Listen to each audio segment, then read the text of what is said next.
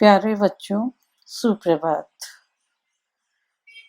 रहीमदास जी के दोहे में अभी तक हमने पढ़ा, प्राकृतिक जीवन आरोग्य वर्धक है, तृप्तिकारक वस्तु ही महत्वपूर्ण होती है, बुरे लोगों की संगति से यश नहीं मिलता, घर का भेदी अच्छा नहीं होता, बड़े लोगों के व्यक्तित्व की शोभा क्षमा होती है, वैसे ही बच्चों की क्रीड़ा परक आतुरता उनकी शोभा है। आगे हम पढ़ेंगे, टूटे सुजन बनाइए जो टूटे सो बार, रईमन फिरी फिरी पोई है टूटे मुक्ताहार। रहीमदास जी कहते हैं, सज्जनों को रूठने नहीं देना चाहिए, कैसे भी हो उन्हें मनाकर हमेशा अपने साथ रखना चाहिए। जीवन में अनेक ऐसी परिस्थितियां आती हैं जिनमें हमारे आत्मीयजन, हमारे मार्गदर्शक, सज्जन व्यक्ति हमसे नाराज हो जाते हैं। ऐसी परिस्थिति में हमें उन्हें मना लेना चाहिए। यदि वे 100 बार नाराज होते हैं तो हमें भी 100 बार मना लेना चाहिए। जिस प्रकार मोतियों का हार टूटने पर मोती फेंके नहीं जाते हैं, उन्हें हम बार बार पिरोकर ठीक कर लेते हैं, वैसे ही सज्जनों को हमें अपने अनुकूल रखना चाहिए, उन्हें हमेशा मना लेना चाहिए। सज्जन व्यक्ति हमें हमेशा सही सलाह देते हैं, हमारी मदद करते हैं, इसलिए उन्हें नाराज नहीं होना देना चाहिए। यहाँ कहने का तात्पर्य है, व्यक्ति की शोभा उसके प्रियजनों और सज्जन प्रकृति के व्यक्तियों से ही होती है। जिस प्रकार हार गले में पहनने के बाद ही सुशोभित होता है। काव्य सौंदर्य लिख लीजिए। शांत रस है, दोहा छंद है, फिरी फिरी में पुनरुक्ति प्रकाश अलंकार है, मुक्तक गैता है और इसका मूल भाव है, सज्जन व्यक्तियों को मोतियों की तरह बहुमूल्य माना गया है।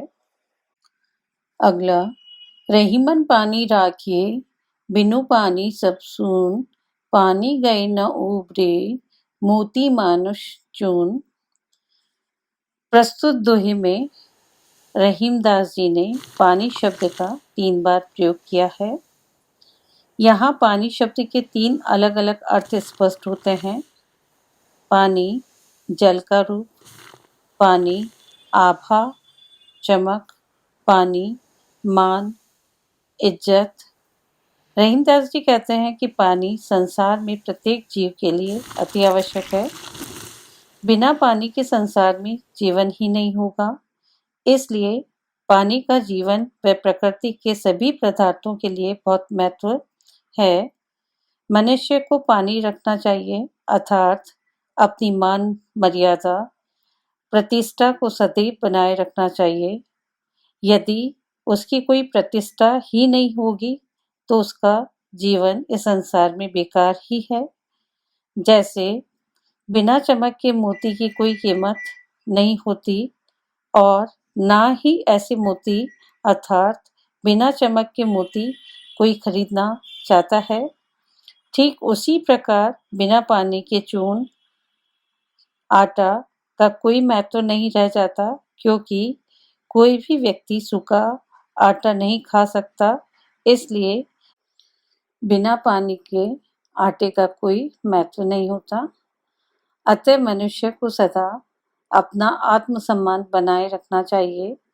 सम्मान रहित मनुष्य का कोई महत्व नहीं होता। काव्य सौंदर्य लिखिए। शांत रस, दोहा छंद, श्लेष अलंकार। श्लेष अलंकार क्योंकि यहाँ पानी का मनुष्य के लिए प्रतिष्ठा, मोती के लिए चमक तथा चूने के लिए जल अर्थ में प्रयोग हुआ है। पानी के 3 अर्थ में प्रयोग हुआ है, इसलिए यहाँ श्लेष अलंकार है। ब्रज भाषा, मुक्तक शैली, प्रसाद गुण। कवि ने पानी के श्लेषात्मक अर्थ को लेकर पानी रखने पर जोर दिया है कि मनुष्य को अपना आत्मसम्मान बनाए रखना चाहिए। अगला, मथत मथत माखन रहे, दही मही बिलगाए, रईमन सोई मीत है, भीर परे ठहराए। शब्दार्थ: मथत मथत बार बार, दही बिलोना, माखन मक्खन, बिलगाए अलग हो जाता है, सोई वही, मीत मित्र, भीड़ पड़े कठिन समय आने पर, ठहराए साथ रहे। जीवन के लिए अन्य कुछ वस्तुओं के साथ साथ मित्र वरदान स्वरूप होता है। विश्व साहित्य में मित्र की विभिन्न परिभाषाएं विद्यमान हैं। भारतीय जीवन में माखन, दही और मही की उपयोगिता और महत्व विभिन्न रूपों में प्रकट किया है। रहीमदास जी कहते हैं, सच्चा मित्र सदा संकट में साथ निभाता है। सच्चे मित्र की पहचान यही है कि वह संकट आने पर कभी अपने मित्र का साथ नहीं छोड़ता। जिस प्रकार दही को बार बार भिगोया जाता है तो दही और मट्ठा तो अलग हो जाते हैं, किंतु मक्खन वहीं स्थिर रहता है। तात्पर्य यह है कि सच्चा मित्र मक्खन की तरह अपने मित्र के सदा साथ रहता है। मक्खन को कितना भी मथो वह अपने स्वरूप में ही रहता है, लेकिन मट्ठा जरा सा मत्थे ही दही का साथ छोड़ देता है। सच्चा दोस्त वही होता है जो हर परिस्थिति में अपने दोस्त का साथ दे। ऐसा दोस्त किस काम का जो विपत्ति के समय अपना अलग मार्ग बना ले। काव्य सौंदर्य, भाषा सरल सरस मधुर ब्रजभाषा है। दोवा छंद है। मथत मथत माखन में अनुप्रास अलंकार है। भीड़ परे मुहावरे का प्रयोग है। सच्चे मित्र की पहचान बताई गई है कि वह मुसीबत के समय अपने मित्र का साथ नहीं छोड़ता। अगला,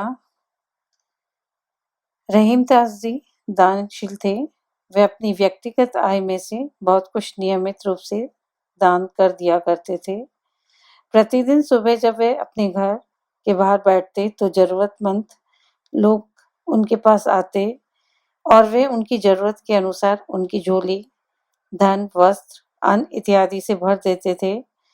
लेकिन उनका दान देने का अपना ही एक अनोखा अंदाज था। उनके लिए ये बात प्रसिद्ध थी कि जब भी वो दान देते थे तो अपनी आंखें नीची कर लेते थे। दान देने वाले से कभी वह नजरें नहीं मिलाते थे। इसीलिए कहा कि अपनी संपत्ति में से कुछ भाग दान भी देना चाहिए। ऐसे ही उन्होंने ये दोहा लिखा, तौ ही लो जीवो भलो, दीवो होय न धीम, जग में रहिबो कुचित गति, उचित न हो रहीम। शब्दार्थ लिख लीजिए।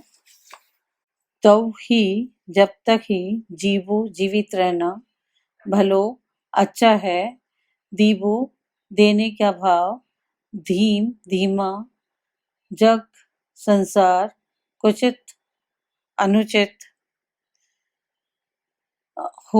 होता है। रहीमदास जी कहते हैं, इस संसार में जीवित रहना तभी तक सार्थक रहता है जब तक देने का भाव रहता है।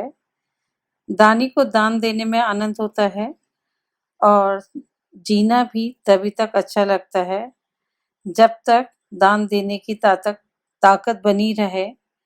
बिना कुछ दान दिए रहीम को जीना भी अच्छा नहीं लगता। रहीमदास जी कहते हैं, जब दान देने की शक्ति खत्म हो जाए तो मर जाना ही उचित है। बिना दान दिए संसार में जीना व्यर्थ है। काव्य सौंदर्य लिखे। कवि ने अपने जीवन का अनुभव को बड़ी सरलता से व्यक्त किया है। जीवन की सार्थकता देते रहने में ही है। दोहा छंद है, अवधी भाषा है, मुक्तक शैली है। बच्चों, रहीमदास जी के दोहे हमारे जीवन में बहुत महत्व रखते हैं, लेकिन बदलती जीवन शैली के कारण सभी इन्हें भूलते जा रहे हैं। रहीम जी जैसे प्रेरक महापुरुषों के उत्कृष्ट विचारों से ओतप्रोत होने से भी हमारे अंदर सकारात्मक ऊर्जा का भरपूर संचार होता है। जीवन को आसान और उपयुक्त समझाने वाले रहीमदास जी के दोहे अनंत काल तक ऐसे ही सभी के जीवन को प्रकाशित करते रहेंगे। इसमें कोई शक नहीं है। यह हमेशा ही उतने महत्वपूर्ण रहेंगे जितने अकबर के समय में थे। बच्चों, हमें भी रहीम जी के दोहों से शिक्षा लेकर अपने मनुष्य जीवन को सार्थक बनाना चाहिए।